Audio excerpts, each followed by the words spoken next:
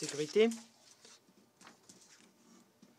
Et je vais maintenant donner la parole aux représentants de la République arabe syrienne. شكرا سيد الرئيس. Merci, Monsieur le Président. Monsieur le Président, Aristote, le philosophe grec, marchait dans sa ville et portait une lampe de manière à pouvoir voir, à trouver justement en plein jour. C'était en plein jour. Il portait donc une lanterne. Et les gens ceux qui le suivaient lui ont demandé: mais pourquoi est-ce que vous transportez, pourquoi est-ce que vous avez une lanterne? Il fait jour. Et il leur répondait toujours en disant qu'il portait une lanterne de jour parce qu'il est très difficile de voir la vérité. La vérité lorsqu'il fait jour. Et nous avons encore besoin on a besoin de davantage de lumière pour voir la vérité en plein jour. Et cette citation d'Aristote me rappelle un petit peu ce qui est dit par certains des collègues autour de la table. On a l'impression qu'ils ont un microscope à la main et qu'ils sont en train de chercher tout grain de poussière ici ou là, alors qu'ils ignorent l'éléphant qui est à côté d'eux et qui devrait faire l'objet de cette réunion et d'autres réunions. Et l'éléphant dans cette salle, c'est l'agression lancée par des membres permanents du Conseil de sécurité à l'encontre de mon pays. Et l'occupation par ces mêmes pays d'un tiers du territoire de mon pays qui ont lancé cette agression. Et une autre occupation dont je parlerai un petit peu plus tard. Nous avons véritablement besoin d'Aristote, je crois, dans cette salle, pour nous aider à voir la vérité. Mon collègue, le représentant permanent adjoint des États-Unis, a parlé et a dit que les forces de son pays, étaient en mesure de se débarrasser de 3000 mines à Raqqa. Je pense qu'il aurait été plus juste que les forces de son pays qui étaient en train, et qui continuent d'ailleurs d'occuper Al-Raqqa, je pense qu'il aurait été plus juste pour ces forces de demander à Daesh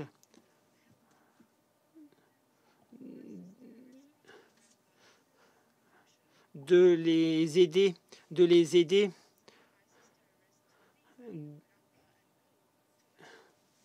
Ils ont aidé donc 4500 terroristes de Daesh à se rendre dans le nord. N'aurait-il été pas plus judicieux tout simplement aux forces de Daesh de bien vouloir tout simplement leur dire où étaient ces mines, ou tout simplement de leur donner la carte, donc de leur indiquer où étaient ces mines, plutôt que de leur dire qu'ils avaient été en mesure de les expulser après 1 an et demi. Donc, ils nous ont dit qu'ils avaient été en mesure de détruire 3000 mines. Alors, permettez-moi, au début de cette intervention, de revenir sur ce qui a été dit par l'ambassadeur de la Suède, qui a mentionné mon pays à plusieurs reprises dans sa déclaration. Cependant, il a appelé le gouvernement syrien, il a mentionné le gouvernement syrien, il a mentionné, je crois, le gouvernement syrien 16 fois dans son intervention, parce que 16 fois, il a appelé le gouvernement syrien à faire ceci ou cela. Cependant, il n'a pas demandé une fois à ce qu'on mette un terme à l'occupation par les États-Unis d'une partie de mon pays. Et vous avez jamais demandé à ce qu'il y ait à mettre un terme à l'occupation israélienne et turque de mon pays. Et vous n'avez jamais demandé à cela, et ça, je ne suis pas prêt de l'oublier. Vous n'avez pas condamné non plus l'agression contre mon pays. Vous n'avez pas parlé du terrorisme, des terroristes qui sont actifs en Syrie et qui sont parrainés par les pays que j'ai mentionnés dans mon intervention, et des pays qui détiennent du pétrole dans ma région. Et ça, c'est quelque chose également que je retiendrai à votre rencontre. Pour ce qui est de ce qui a été dit par mon collègue français maintenant, il nous a fait part de nombreuses informations et il nous a indiqué qu'il avait obtenu de nombreuses informations de la part de Médecins sans frontières, un petit peu comme les casques blancs.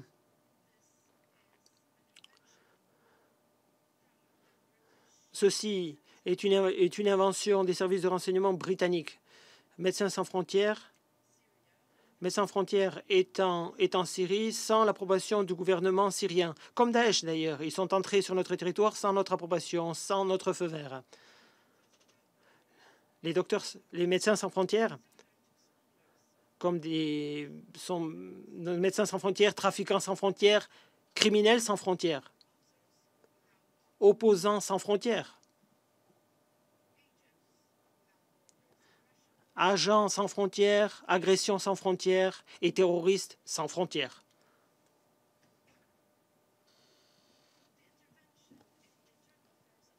L'ingérence dans les affaires internes de la Syrie, cette ingérence se fait elle aussi sans frontières et elle n'a pas de fin en vue. Je pense que mon collègue français et les autres collègues ici dans la salle s'en félicitent. Monsieur le Président, j'ai écouté les allégations fallacieuses, les mensonges, les tromperies dans les déclarations de plusieurs représentants dans la salle concernant la mission d'établissement des faits, sa visite à Douma. Je tiens à partager avec vous ce qui s'est véritablement passé.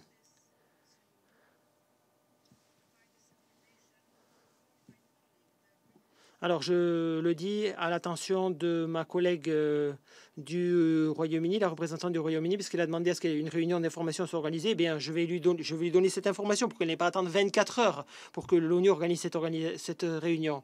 Je vous ai indiqué que le gouvernement syrien a pris toutes les mesures nécessaires pour faciliter l'arrivée de la mission d'établissement des faits en Syrie. Aujourd'hui, l'équipe des Nations Unies est entrée à Douma à 15 heures, heure de Damas, à 8 heures donc, du matin, heure de New York, afin d'évaluer la situation sécuritaire sur le terrain. Et si cette équipe des Nations Unies, du service de sécurité, si celle-ci détermine que la situation est satisfaisante à Douma, eh bien, la mission d'établissement des faits commencera ses travaux demain à Douma. La décision concernant l'arrivée de la mission d'établissement des faits est la décision prise par l'Organisation internationale d'interdiction des armes chimiques et les Nations Unies. Le gouvernement syrien a fait de son mieux pour faciliter le travail de cette mission, sachez-le. En outre, la mission a commencé, depuis son arrivée à Damas, a commencé son travail. Hier, ils ont écouté les déclarations de témoins concernant les événements qui se seraient produits. La mission a commencé son travail et tous ces mensonges, ces rumeurs ne sont que de fausses conclusions pour dénaturer les travaux de celle-ci et pour veiller à ce que on oublie l'agression dont est victime mon pays. Nous célébrons aujourd'hui la fête nationale d'indépendance. C'est aujourd'hui que nous avons expulsé en 1946 la puissance occupante française, la puissance coloniale. Il est malheureux que la France, ainsi que les pays qui ont lancé le 14 de ce mois une agression lâche contre mes pays, il est fâcheux que ceci n'ait pas compris que le souhait d'indépendance et de liberté de mon pays est une réalité et que l'ère de l'hégémonie est terminée depuis longtemps. La tentative de revenir à cette époque échouera. Quelle que soit la taille des missiles avions ou des missiles neufs et intelligents qui tomberont sur mon pays. Malgré la menace de la force ou malgré le soutien au terrorisme et aux groupes armés, quels que soient les prétextes. Il reste au final des peuples qui sont aujourd'hui là du fait que des pays qui ont beaucoup d'influence continuent d'ignorer les dispositions de la charte. Ils sont là du fait que ces pays méprisent complètement les principes du droit international et ce en toute impunité. Ma délégation remercie la Fédération de Russie. Merci à la Fédération de Russie d'avoir demandé à l'organisation de cette réunion pour débattre de la situation de la ville de Raqqa, ville martyre qui a été complètement détruite par les forces américaines et par la soi-disant coalition sous prétexte d'une lutte contre le terrorisme. Je ne vais pas revenir Je ne vais pas revenir sur l'évaluation de la République arabe syrienne, des conditions catastrophiques qui règnent dans cette ville. Je ne vous ferai part que des conclusions de la mission d'évaluation des Nations Unies à Raqqa, qui ont été partagées avec le ministère des Affaires étrangères et des expatriés à Damas, suite à une note officielle du coordonnateur résident des Nations Unies le 4 avril 2018. Et je cite. Le rapport indique la chose suivante. La ville de Raqqa est confrontée à une situation grave qui nécessite une reconstruction totale et une restructuration complète des services et de l'administration publique à partir de zéro. Fin de la citation. Il s'agit là d'une citation des Nations Unies, non pas de Médecins sans frontières ou de Clowns sans frontières. Qu'il me soit permis de mentionner certaines des conclusions auxquelles sont abouties la dite mission. Premièrement, la mission a constaté la grave destruction de la ville. Chacun des bâtiments a soit été complètement détruit, soit partiellement. Pas seulement 70 ou 80%, la ville est complètement détruite à 100%. Deuxièmement, la ville, dont on a estimé la population à 300 000 personnes avant la crise, accueille désormais seulement 7 000 personnes. À la fin de l'offensive de la coalition, on a réussi à aider 4 000 terroristes à quitter la ville. Cela a également provoqué la sortie de centaines de milliers de personnes. Troisièmement, il y a un manque total de services publics. Pas d'eau, pas d'électricité, pas de réseau téléphone, pas de services essentiels. Quatrièmement, les hôpitaux et des cliniques ont été détruits. À l'heure actuelle, il n'y a aucun hôpital dans cette ville, à l'exception de Médecins sans frontières. Ce qui s'est produit dans la ville de Raqqa est l'un des exemples des crimes perpétrés par la prétendue coalition menée par les États-Unis contre Daesh. Cette coalition n'a jamais cherché à combattre le terrorisme, mais plutôt à chercher à saper la souveraineté, l'unité et l'intégrité territoriale de mon pays et à chercher à affaiblir l'armée syrienne et ses alliés qui luttaient contre les groupes terroristes.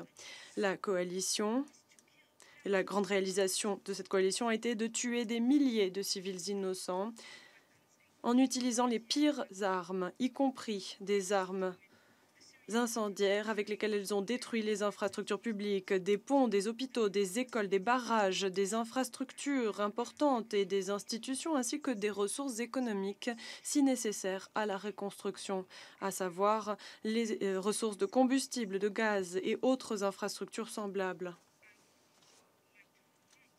Je tiens également à vous rappeler quels sont les massacres perpétrés contre les civils de Mayadine et Boukamar à la mi-mai 2017, ainsi que les massacres perpétrés dans la ville de Deir el-Zor, dans le village d'El-Plan, dans la ville de Mayadine et dans le village d'Eban, dans la banlieue de Deir el-Zor, vers juin 2017, ainsi qu'à Ter el-Shahir, le 19 juin 2017, ainsi qu'au village d'Enad le 4 juillet 2017, ou encore la ville de Kashkash, ou le village plutôt de Kashkash, le 12 juillet 2017, près d'Asaka, ou encore le village d'Al-Shafar, ainsi que Zahed al-Louni, en février 2018, ou encore la ville d'Al-Bahra, le 20 février 2018.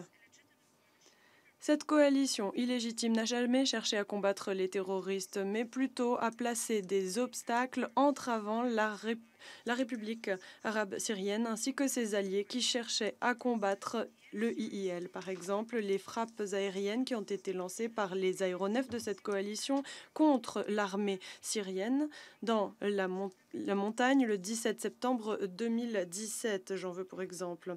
Et vous vous rappelez de ce qui s'est passé à l'époque ? Eh bien, ce qu'il s'est passé est la chose suivante.